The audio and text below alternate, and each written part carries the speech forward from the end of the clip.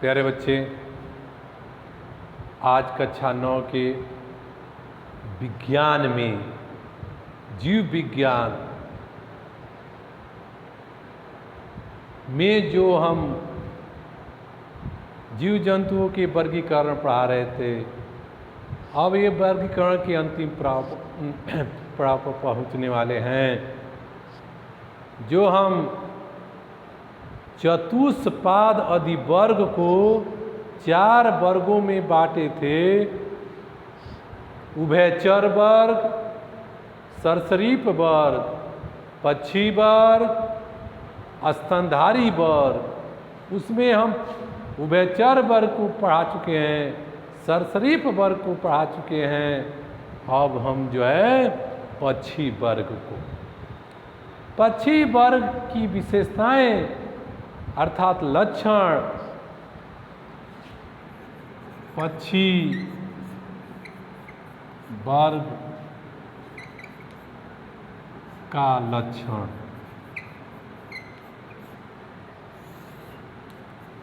प्यारे बच्चे, पहला लक्षण क्या लिखेंगे कि पक्षी वर्ग की उत्पत्ति, पक्षी वर्ग का विकास सरीसृप वर्ग से हुआ है। पहला क्वेश्चन यहां लिख देंगे, सरीसृप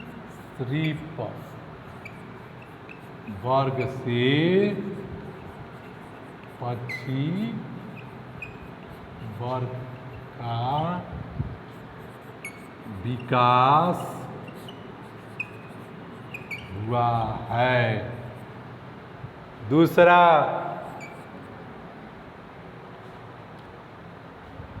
ये समतापी होते हैं। पक्षी वर्ग के जो भी जंतु हैं समतापी होते हैं, गर्म रुधिर वाले होते हैं। समतापी होते हैं, ब्रैकेट में गर्म रुधिर वाले होते हैं, वार्म ब्लडेड कहते हैं इसको।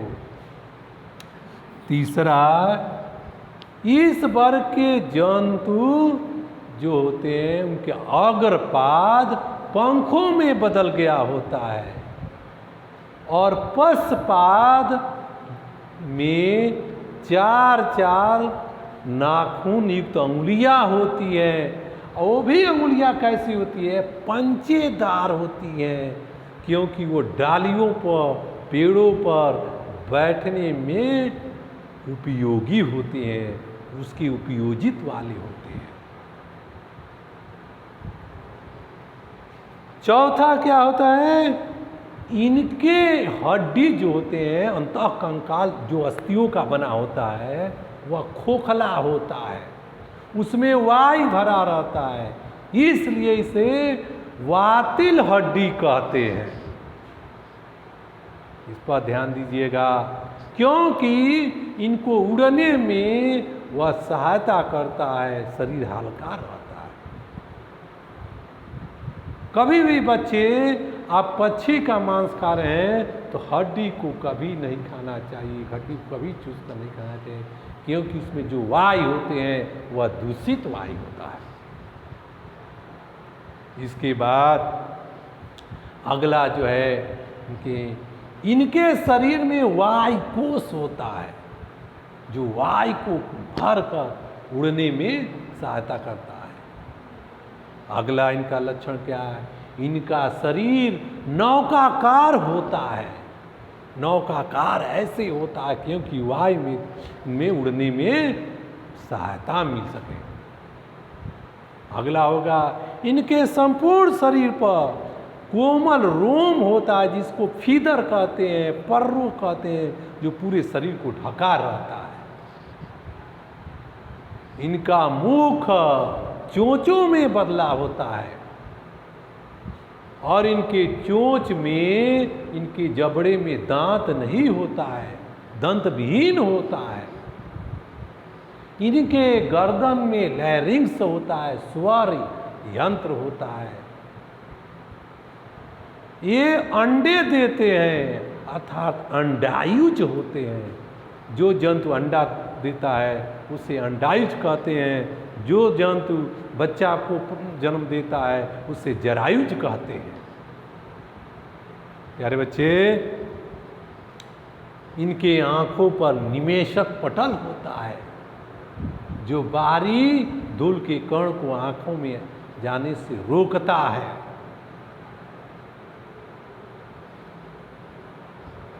तो इस प्रकार पक्षी वर्ग का लक्षण है। इस लक्षण को आप लोग लिख लीजिएगा, याद कर लीजिएगा और उदाहरण जरूर लिखिएगा। पक्षी वर्ग का कबूतर है, कौवा है, गौरैया है, तोता है, आदि आदि जो है पक्षियाँ आती हैं पक्षी वर्ग में।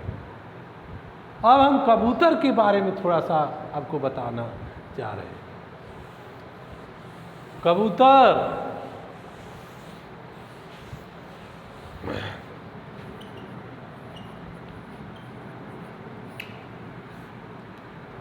इसका वैज्ञानिक नाम है कोलंबस लिबिया या कोलंबा लिबिया भी कह सकते हैं। यह कार्डेटा संघ के अधिवर्ग चतुष्पाद के वर्ग पक्षी वर्ग का जंतु है।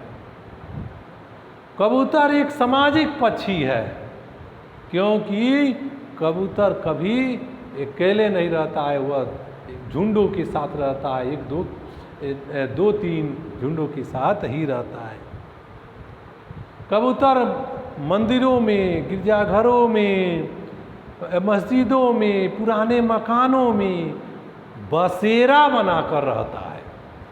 बसेरा क्या है? बसेरा उसको कहते हैं जहाँ रात में ठहरा जाता है। दिन में हम कहीं रहे, रात में आकर वहाँ गुजारा बसा कर। कबूतर एक लिंगी प्राणी है। इनके नर और मादा में कोई विशेष अंतर नहीं है।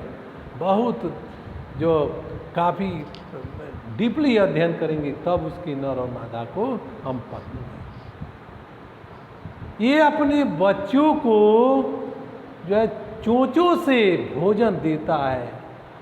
कभी कभी तो लोग कहते हैं कि कबूतर अपने बच्चों को दूध पिलाता है। उसका देख लिए मिल्क बैग। कबूतर के गर्दन के पास जो है यहाँ जो क्राफ्ट थैली होती है और वो बाहर जो भोजन चरने जाता है तो उसी थैली में एकत्रित करता है।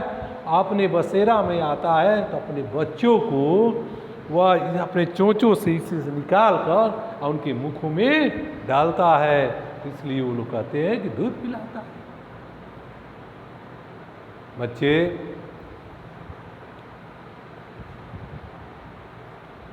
कबूतर का लक्षण वही है जो पक्षी वर्ग का लक्षण है। बस इतना ही उसमें जोड़ देना कि ये एक सामाजिक पक्षी है। कोलंबा लिबिया इसका वैज्ञानिक नाम है। खूब बढ़िया कबूतर का चित्र बना लीजिएगा। अब बनाने के बाद से इसको जो है इसी प्रकार गौरैया है। गौरैया कार्डेटा संघ के अधिवर्ग चतुष्पाद के वर्ग पक्षी वर्ग का सामाजिक घरेलू पक्षी है जिनके अंतः कंकाल अस्थियों का बना होता है। यह घरों में, रोशनदानों में अपना घोंसला बनाकर रहता है और कबूतर को हम घरेलू पक्षी कहते हैं। बच्चे, इसका भी आप लोग पढ़िए। शेष अगले वीडियो में आपको हम स्तनधारी वर्ग के बारे में बताएंगे।